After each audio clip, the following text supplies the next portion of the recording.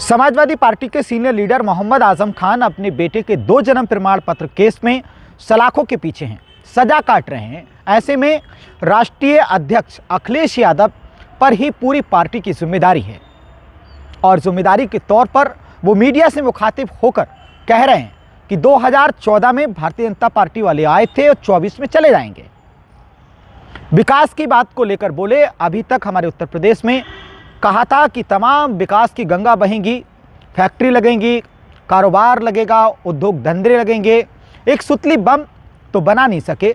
तमाम सारी चीज़ों को लेकर जो बातें अखिलेश यादव ने मीडिया से मुखातिब होकर कही हैं, आप सुनिए जो भारतीय जनता पार्टी के नेताओं पर उनका जुबानी हमला है। 24 की बहुत बड़ी तैयारी है।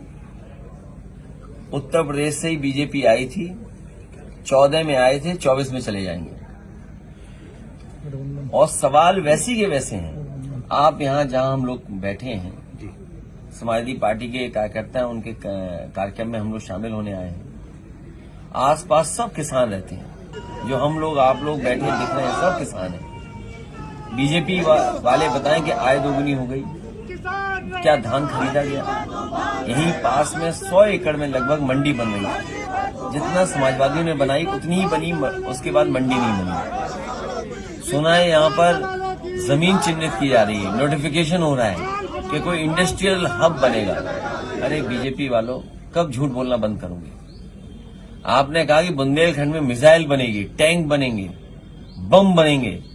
अभी तक बुंदेलखंड में एक सुतली बम नहीं बना पाई बीजेपी के लोग। तो डिफेंस एक्सपो के नाम पे एमओयू किए।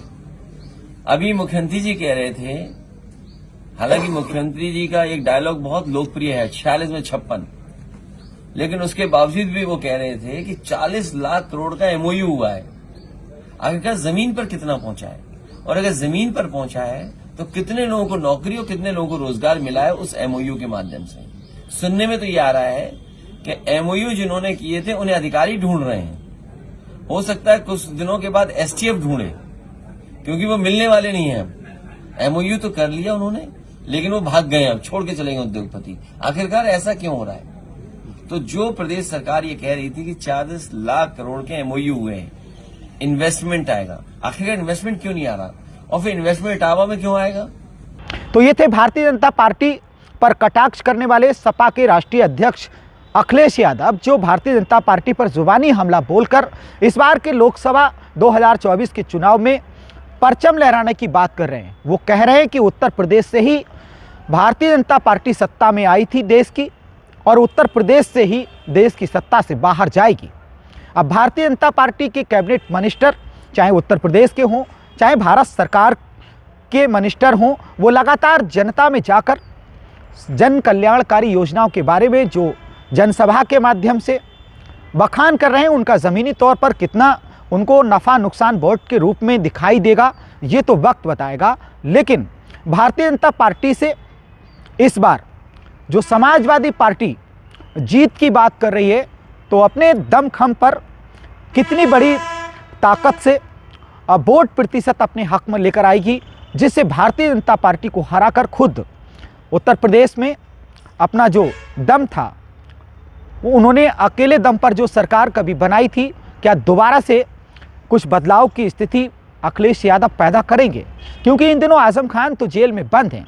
कहा जाता है कि आजम खान के बयान, आजम खान की मेहनत, आजम खान की जनसभा में लोगों को वोट बटोरने में काफ़ी फ़ायदा राष्ट्रीय अध्यक्ष अखिलेश यादव को मिलता था, क्योंकि उत्तर प्रदेश के अलग अलग ज़िलों में जहाँ जहाँ उनकी जनसभा होती थी, लोग उनको सुनने के लिए पहुँचते थे और काफ़ी जगह पर उनकी जुबान से फ़ायदा भी हुआ है। लेकिन इस वक्त वो अपने बेटे के जन्म प्रमाण पत्र केस में सज़ा काट रहे हैं।